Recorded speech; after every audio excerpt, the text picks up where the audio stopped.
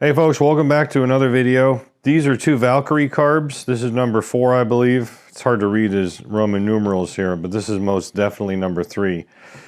These were sent in by a viewer who had contacted me, I don't know, a month or so ago via email and said that he has a Valkyrie, and I don't remember the year, 99, 2000 or something, maybe a 98, and that when he went to take out the slow or pilot screws, he ended up turning them in first, like he's supposed to do according to the service data, to count the number of turns. And when he took them back out, the tips broke off of 4 of the carbs.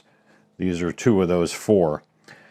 He would have sent me all 4, but the size of the box didn't allow it. And I said, don't worry about it, just send me 2, because I wanted to take a shot at this. Now, this was after he reached out and said, what should he do about it? And I said, well, be honest with you, it would be better off for you just to replace the rack, because I've never actually encountered this, so I have never tried to take the broken tips out before. And then he said, okay, so he sourced one on eBay, and then after that particular time, he said, hey, I found one on eBay, thanks for your help. And I said, you know what? I got an idea. Would you be willing to send me the carbs? I assumed all 4 at that time. And let me take a stab at it, because like I said to you before, I've never tried this. And I really kind of wanted to, and these are pretty difficult to do, I think, because they're a little different than the ones that come up, and sometimes the tip of that needle on the end of the screw pokes up into the bore here. So this might be one that we can try at least and see what we can do about it. So he said, sure. So we packaged 2 of them up and sent them on to me, and we're going to give it a shot. Now, speaking of viewers, I wanted to digress briefly and say that another viewer sent me a package, kind of a viewer gift. And this was a result of me helping him in another different email a couple months ago. And I forgot exactly what it was about. I think it was about an old gold wing, like an early 80s. So anyway, he sent me an antique motorcycle license tag, a t-shirt, and a sticker, I'm assuming from the city that he's in. This is his note. He said it's a little something to show my appreciation in replying to him and helping him out. He found this license plate decades ago when he was working for a local land surveyor. And it's been hanging in my shed ever since. And since I have many interesting things hanging around here, thought it might be a better place for it, even if I like it. Well, I emailed him back, so I love it. So I'll show you where it's at. I got it over here. And I'll show you this here in a second. Yeah, that's something different. But I have it up here over that sign, and this is really cool. 1964 with it, that little tag, apparently a 65 is when it was last registered. And I really enjoy it very much. I really love these old license plates in particular. So that's where she's at, behind the mill here. And I wanted to say that viewer, really appreciate that. I told him I wouldn't say his name for privacy purposes. And I really do appreciate it. So thanks a lot, friend, for sending me that stuff. And of course, you can see the license plate's already mounted, and we'll take a look at that t-shirt in the future. Maybe wear that around, although it is a double XL. I said to him in the email, I go, I guess the camera does add a few pounds because I take an XL, but it's going to find a good home because I have a friend of mine that wears a double XL, so we might end up regifting it to him. So again, thanks very much. Let's get back to these guys. Well, actually, I'll show you what's going on with that big dog there. This 2004 Big Dog Bulldog, I think. This came to me from my neighbor's shop down the road who works on these big V-twins. Major electrical overhaul. This is kind of like a CAN bus system. It's a primitive one, but it is. And these are all momentary switches on the handlebars, and a little controller controls their what their response is when you touch them, you know, the starter or the turn signal and so forth. And that system melted. So anyway, here's the old harness, and this little brain box deal pretty much melted. It stinks like burnt electrical. I think there was some other damage to it as well. But this is actually the controller for the starter. It's a couple different modules, which is now, and I'll show you here in a minute, consolidated into one different module.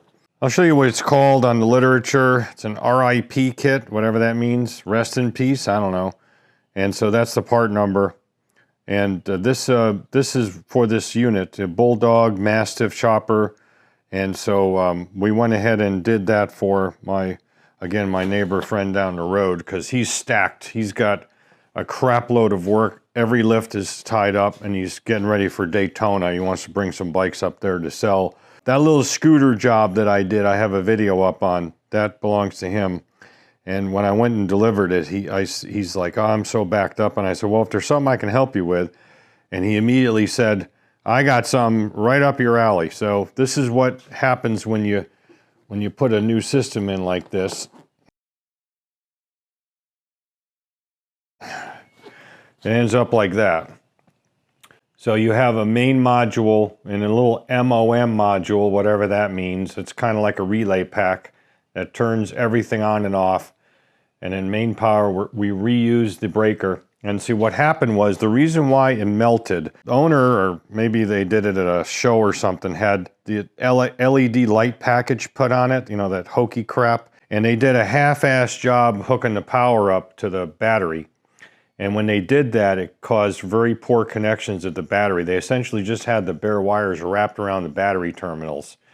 And so then he wrote it like that, and between the high amperage and cranking this beast over, and also just a load on the system and probably charging of it as well, it just caused a current drop and it burned everything up. So that's the result of that. So the first thing you wanted me to do was get rid of all that LED crap, which is what I did. And then I just installed the system. I think it came out pretty nice. Real happy with it. So this is going back here Monday or tomorrow, and we'll take care of it then. So let's get back to the carbs. First things first, let's go ahead and just take these, excuse me, I got gas, original equipment needles out. He said he just put them back in for transport and shipping. And there is the tip of it. Just the tip, and just for a second.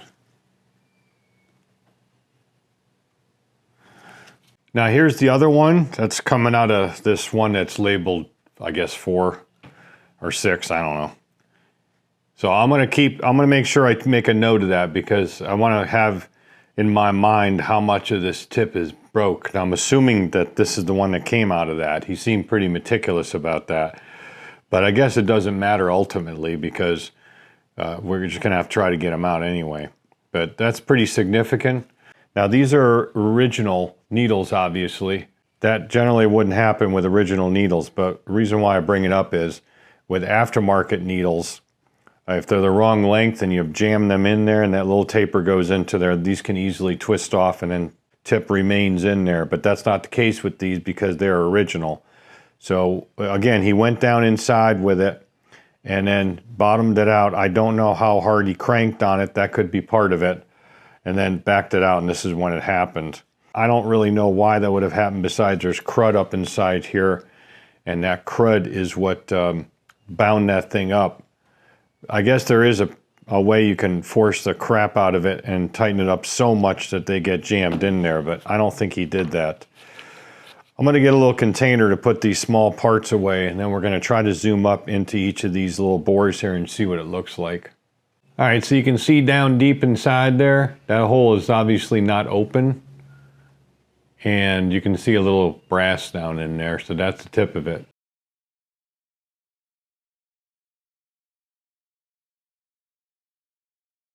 Let's take a look at the other one now. I labeled it that it's possibly longer, because again, if they're in the right spot, the same spot. To my eyes at least, which are not the best, it looks like that one. These things need to go into the ultrasonic first. So I'm gonna go ahead and do that off camera. I'm gonna boil these guys at 50 C or so for about 10 minutes and rinse them off. Maybe we can see in there a little better. Sometimes that may be enough just to get that gunk away from around where that tip's jammed in there. And then we hit this with a little air, compressed air. This whole circuit connects together, of course. This goes 3-4 places, you know, from this area down, because of the way this is set up with, you know, it's got a tap into that low circuit on the air cut valve side. Of course, it's got an air jet side, and it's got the actual pilot or slow jet side as well.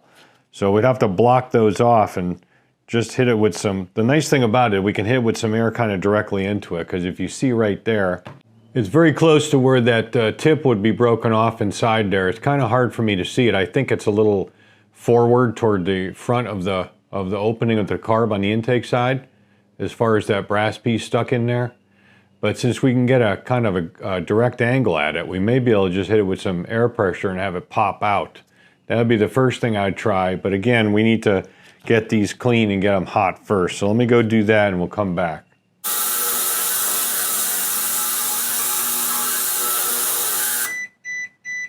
Okay, we're all done with our bath at about 50°C for 10 minutes. And I gave it a rinse out with some water and a quick blow off with the blow nozzle.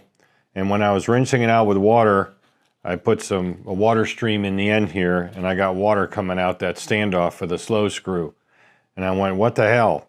I mean, how can that happen? Because my assumption was that this hole down inside there, that one right there, I assumed that hole penetrated through behind the bottom of this bore where that needle would be stuck in there. And that is not the case. It goes straight through into this standoff, but it also essentially is a tap over. So here is the circuit that it actually feeds as far as a vacuum impulse goes. It goes over to the side and goes down through in here. So how they drilled that, I'm not exactly sure, but you can see that that is part of that feature right there because of this little plug. And I think what that does is it just goes through and it provides vacuum down below in here for this circuit. Now, why it connects to this hole, I'm not really sure. It's just probably a feature of manufacturing, because it doesn't matter because the slow screw's got an O-ring on it. So that's going to seal it off from anything anyway. If you put the light right there, you can see you got light coming through from the main bore, and then you move it away and the light goes away. So my error in strategy is put a high pressure air into this. It would get behind that needle and pop it out if we blocked everything else off. And obviously that ain't gonna work, because it's just gonna come right back out here and not do anything for us. So we gotta come up with a plan B. And I think the plan B is going to be injecting high pressure air through the slow jet standoff itself and then blocking everything else off. We don't have to worry about this because it's above, in this case, coming from the backside. This through hole here from the bore to this standoff is below the area in question where that needle's broke off. We want to put pressure on it behind it. So I think the best way to do that is to go ahead and make a air pressure fitting that'll go into this hole, like out of an old jet. But we'll do that after we start with simple stuff first. And I've preached this many times on the channel, simple stuff first. So the first thing we're going to do is take a blow nozzle with a rubber tip, if it's not too wide to fit in here, next to the main jet standoff. Try to just kind of hold openings. That would be for, of course, on the side here for the air cut valve, and then the air jet on the back for the slow circuit. And see if we can just put some pressure through it and see if it'll pop out. I kind of doubt that's the case. I think we need to concentrate a higher pressure, but simple first. All right, here we go.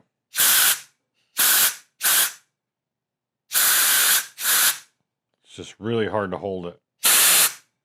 Didn't hear nothing pop, but then again, you wouldn't necessarily get that. Now it looks like she's still stuck in there pretty good. Well, you don't need to see that. It's hard to see anyway. All right, let me think about this a minute and see where we can go with this. Let's try something a little different with the camera zoomed up and also the magnifying glass. I'm trying to get the reflection of my fluorescents and LEDs out. Now you can really see it pretty well. You can see that little piece of copper down in there, brass rather, and it has not budged, and she's pretty stuck now. I don't know what size that hole is.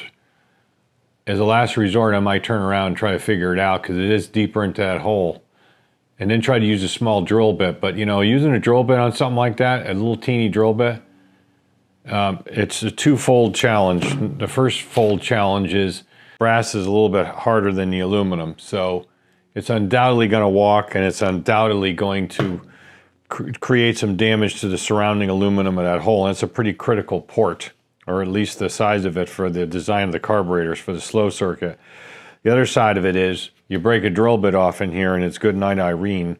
So I'd really like to try more invasive, or less invasive, what am I saying, more invasive, less invasive, less severe actions as far as my tactics go. And I think I'm going to go with the idea of getting modifying a jet to take an air chuck of some sort, like something like this, put it on here. Figure out something where we can actually get high pressure air directly into this. And then all we have to do is, I can hold this one with my hand, although I could feel a lot of pressure on that when I was trying to put it in before. But this one on the back, we're going to have to come up with something that I can shove over it, like another piece of brass that's machined to be like a snug fit on that. Something I can press on to hold it. As long as we can block those two off and put pressure back here, if we can energize this with pressure and kind of hold constant pressure with it, we can do a little tappy tap tap and also hit it with some heat. And I bet you at that point, that thing's going to go poof and pop right out. Let me work on that, and I'll bring you along if it's practical. All right, here's an old, I don't know, 40 something, I don't care about the size, jet. It's a proper thread and a proper profile jet for that carburetor. And what we're going to do is just put it in the chuck, and we'll part this end off, the end that has the bleed, you know, the end that goes down inside the carb with the little holes. Then we're going to run a drill bit right up the guts, straight through it, of an appropriate size. I'm not sure yet, just one that's pretty big so it allows some good airflow in there. Actually, I might just hacksaw that off. And then we'll do the drill thing. But the whole point here is I just want the main body of it with the threads, and then the other part can go away.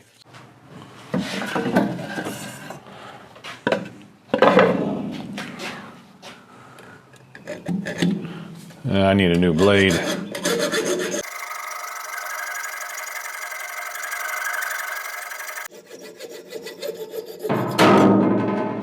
That's why you have a board there.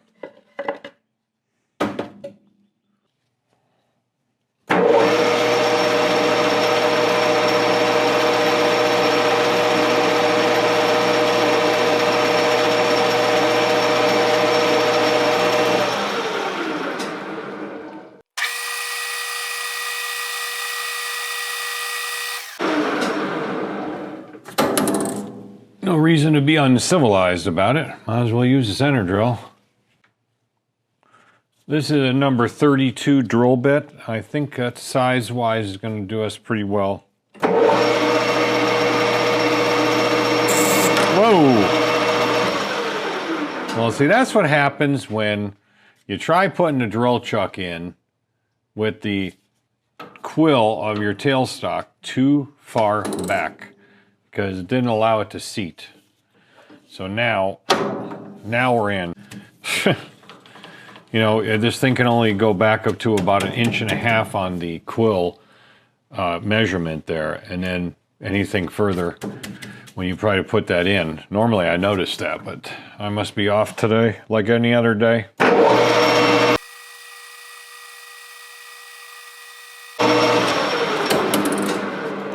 Okie doke. Crisis averted. Now that is a big ass jet. But I think that'll do us really well. There's a brass dual male, I don't know, it's a bi-male compression fitting that's gonna sacrifice itself for the cause here.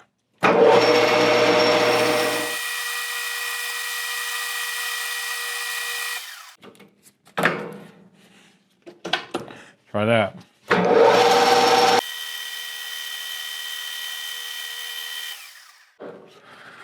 That one's just to chuck it. The other side we're going to do some threading, believe it or not. Some single point threading. I'll explain here in a minute. I mean, it's not like I'm trying to overcomplicate this. I mean, when do I ever do that?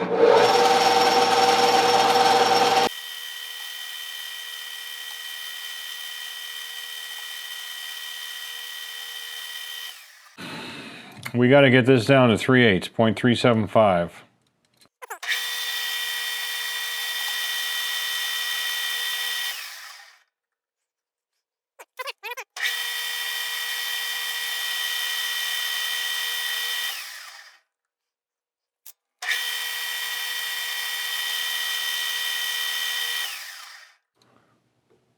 Bang, baby, bang.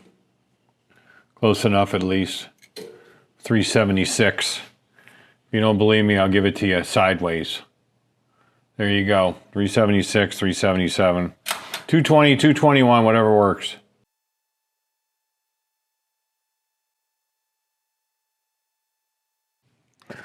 Okay, some dummy forgot to turn the mic on. Wonder who that was.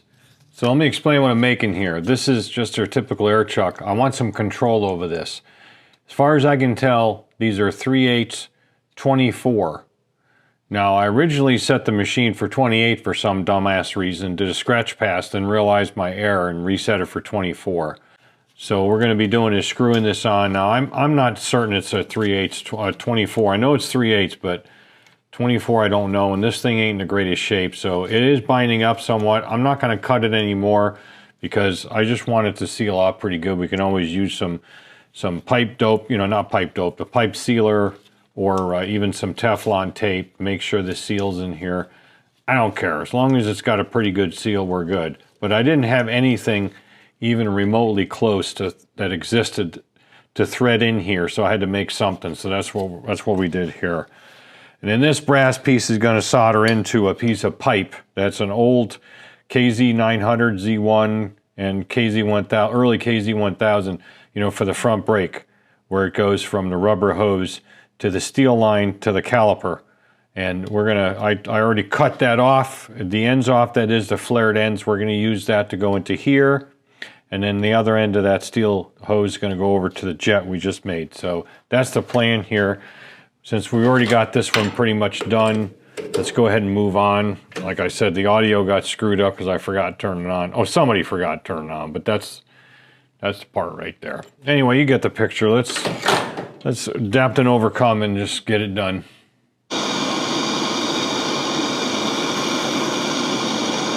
Except for the fact we're gonna probably melt our grinder. Let's do that.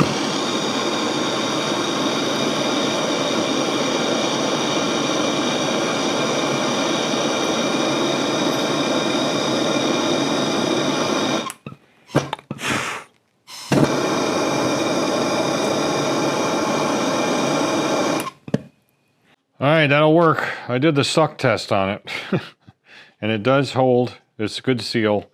Let's move on to the other end here. Okie doke, so this is what I got here. This is a piece of thin wall brass tubing. These come out of petcocks. When I scrap a petcock that has these standoffs that typically go up to one of those stack filters, you know, that goes on the top of it inside a fuel tank. Before I scrap the petcock, I take anything like this out of it. And I just actually used part of this on the Magna. I had to splice together the main fuel line off the fuel switch up to the carburetors because we're leaking again at the carbs. Not at the carbs itself, but at that little fitting. And so I had to put at least a new section in because I don't have enough of the correct size stuff. So this is my last hunk. So this fits nicely over the steel, which I've again ground off the zinc. And it'll fit somewhat into the jet itself, although I'm going to have to tap it in a wee bit. It doesn't really matter which side it goes in. You see it starts to go there. That side will go in there. So I'll tap it down a little bit, and then we'll go ahead and just solder these two in together, so it'll end up being like that.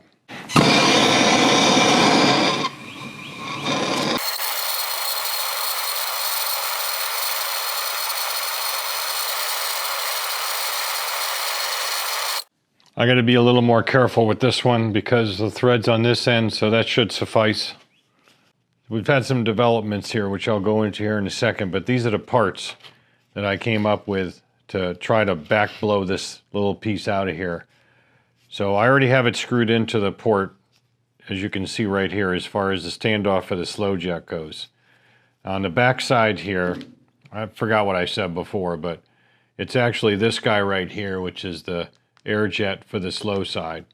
I ended up making a cap for that. Just put the cap over. And this gets held in by this little, which is kind of a press fit, or a snug fit rather. And it gets held in by this little bracket I made. A little, kind of a bridge piece of aluminum. Just bang this out in the mill real quick. And then you just put this guy through and use the nuts to tighten this up on the, can you see? No, on this little plug that I just made. And it works pretty good because I already tried it on the other carb. And, well, let me get into this here in a second. This is the second one that looked like it had the longer piece in it. So I just want to block this off. Now, this does not block off all the air. I don't know exactly where it's coming out of, to be honest with you. I'd have to investigate a little bit more. There are always different circuits here. But now on the side of the air cut valve, this just goes into where that is. And then I just use a pair of, this is the smallest ones that'll fit that I have. I cannot get a small pair of C-clamps to fit it. The mouth of them are just a little bit too big, so too small. So you just put that across gently like that. And now the ports that really are important are closed off. And then you just put your thing on here as I'm doing, you know, as far as the air chuck goes. And of course I got the compressor turned up to nuclear. And we're just going to snug that. And these air chucks here that I bought on this new hose are tough to use. Oh, they're tough. And all we got to do is, and this is what I did in the other one, I put just in case it worked, I put a rag over it. Well, anyway, you see what we got here in a sec. Here we go.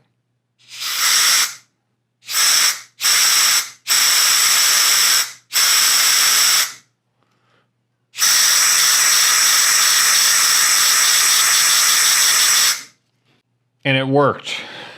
It worked on both carbs. But I can't find the piece that came out.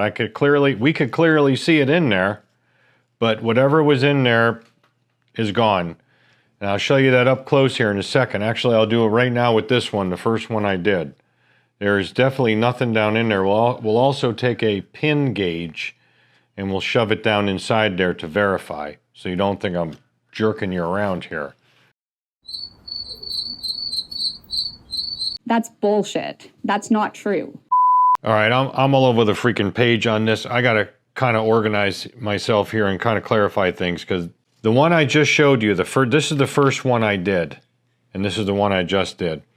The first one I did, I thought it came out, and I was zooming up on it, and you could see that it's clearly still in there.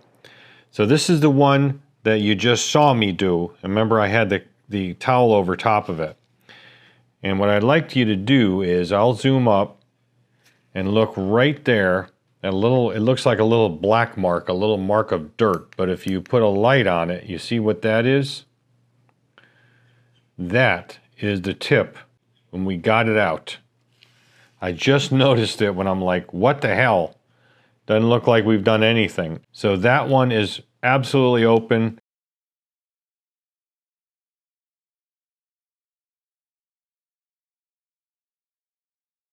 I just got my carb bodies confused. I thought it did work on that, and it probably wasn't going to work on this, but son of a gun, it sure as hell did.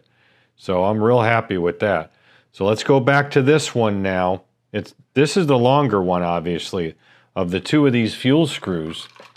That's this one. It's the longer bit of it. So you'd think if it's a longer bit, it would come out harder than the shorter bit. So we need to work on that one a little bit more. That was number 3 that we just were successful with.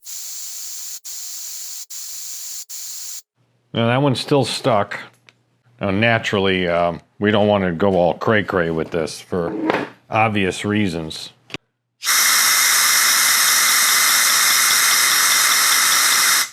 You can see this one not moving, like the other one started to blow up a little bit. Oh, there we go. Now we got the compressor. Now that that's over, you know, I was just thinking, I didn't think about this before, the air compressor range between full pressure and activation as far as recharging is like 30 PSI. So now we're up to full chooch. So let's give it a shot again. I'm not sure where it's sneaking out as well. I just can't quite figure that out, but it could be on the, you know where it is, it's on the top. I bet you it's on the top because there's some air jets up there as well. It's probably where it's coming out of.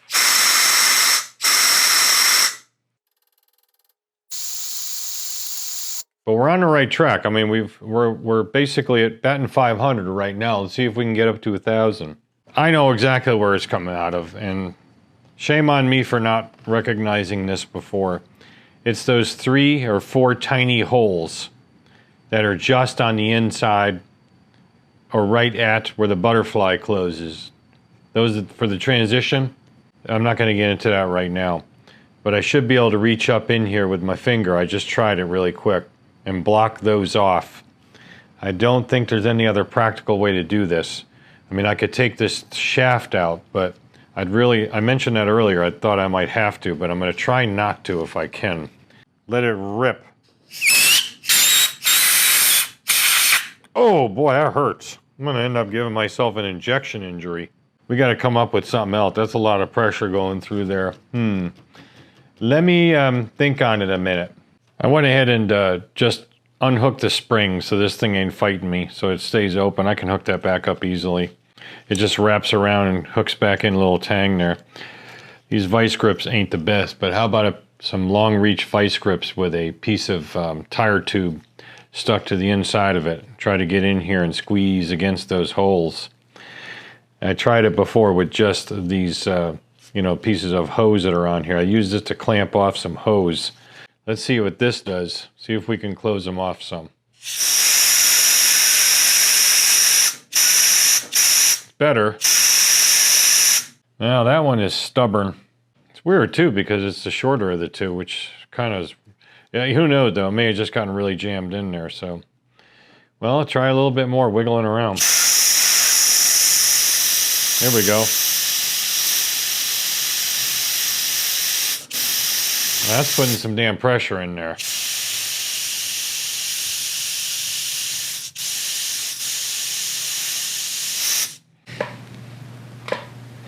She just doesn't want to go. I can't really heat it with those there with the... I'd have to take the hose off the top one and that'll mar the top of the carburetor. Can't do it.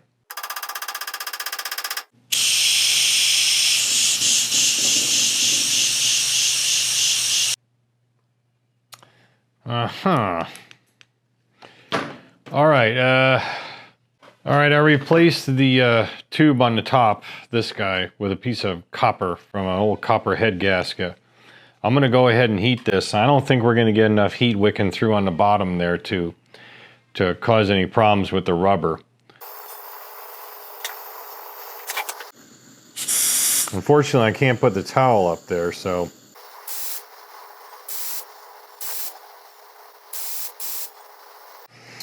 Wow, man, that sucker is stuck. Well, like I said before, you start the least aggressive and move upwards. I've got a number 75 drill bit, which fits. I'd put the shank end in, and it fits inside the bore, the little tiny hole down there where this thing is stuck. What I'm going to try to do is I'm going to try to get it in centered as possible. And if I can grab a little bit of that copper, I might be able, that brass rather, might be able to move it and allow it to come up with pressure. So let's try that. But I am dead center on it.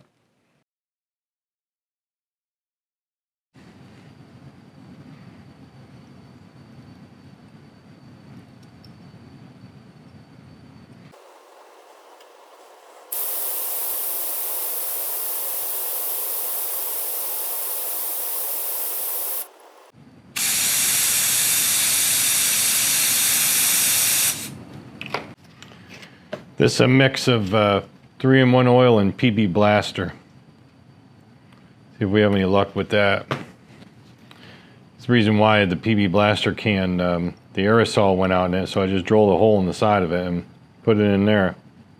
Never know, maybe it'll help.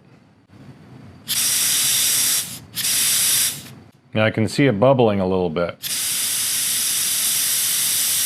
So there is some space around it. It's just jammed up in there.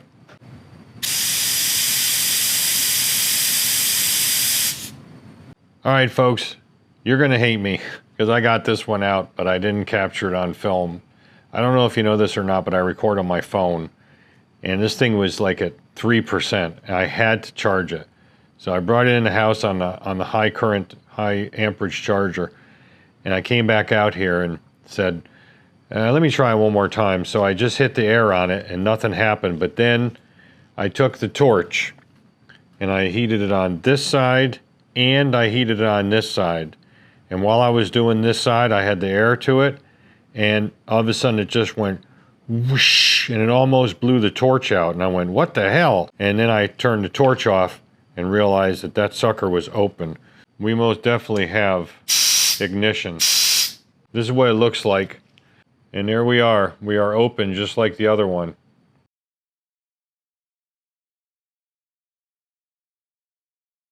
So that's the number 4. This is number 3 that we did before. Kind of get a comparo.